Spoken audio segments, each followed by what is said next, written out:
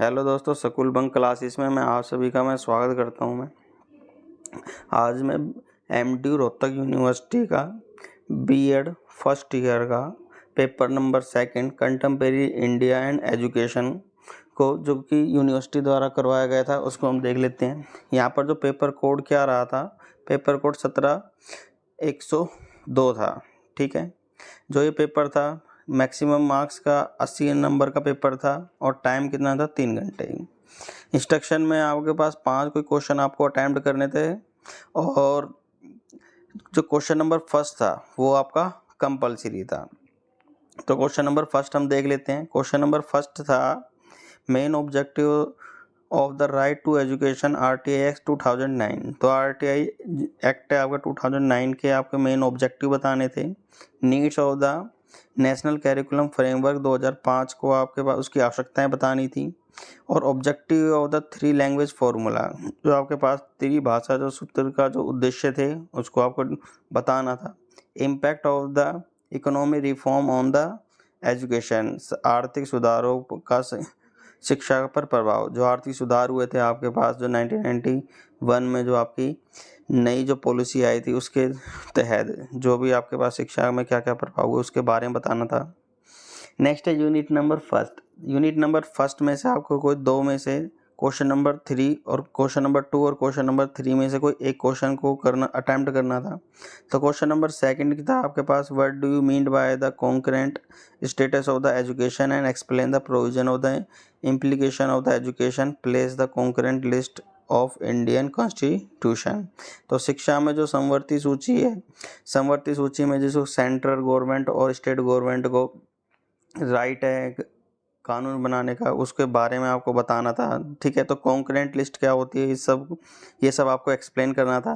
Question number 3 है आपके पास, discuss the education and the fundamental right and duties of the article 14 and 15 in Indian constitution. तो आपको बताना था कि आपके पास जो आर्टिकल है 14 और 15 में जो शिक्षा का जो मौलिक अधिकार और जो कर्तव्य दिए गए उनके बारे में आपको बताना था। नेक्स्ट है यूनिट नंबर 2 में क्वेश्चन नंबर 4 है। क्वेश्चन नंबर 4 में describe the silent feature of the recommendation of the national policy of education 1986, जो राजीव गांधी के टाइम पे आई थी, जो national policy of education I थी। ठीक है, उसको बारे में आपको सिफारिश है उसके क्या क्या फीचर थे और उनकी सिफारिश से क्या क्या रिकमेंड किया गया था उनके बारे में आपको डिटेल से बताना था। Discuss the provision made of the Ramamurti education commission for equity social justice in education for the SC ST and OBC women and the handicapped. इनके बारे में आपको बताना था। जो राममूर्ति आयोग था उन्होंने SC ST और जो महिलाएं और जो विकलांग है उनकी शिक्षा में समानता लाने के लिए उन्होंने क्या क्या रिकमेंड की थी। ठीक है, इन सब के बारे में बताना था। नेक्स्ट है यूनिट नंबर 3। अब यूनिट नंबर 3 में आपके पास 2 पार्ट कर दिए, 8-8 नंबर के आपके पास। ठीक है, टोटल है आपके पास को इनमें से क्वेश्चन नंबर 6 और क्वेश्चन नंबर 7 में से कोई भी एक आपको अटेम्प्ट करना था। तो क्वेश्चन नंबर 6 में जो पहला पार्ट है, meaning and objective of the RMS से आपके पास इसको आपके पास इसके उद्देश्य को और अर्थ को बताना था। नेक्स्ट है meaning and scope of the distance education. जो डिस्टेंस एजुकेशन है उसका मीनिंग और आपके पास स्कोप को आपके डिस्कस करना था। ठीक है, डिटेल से बताना था।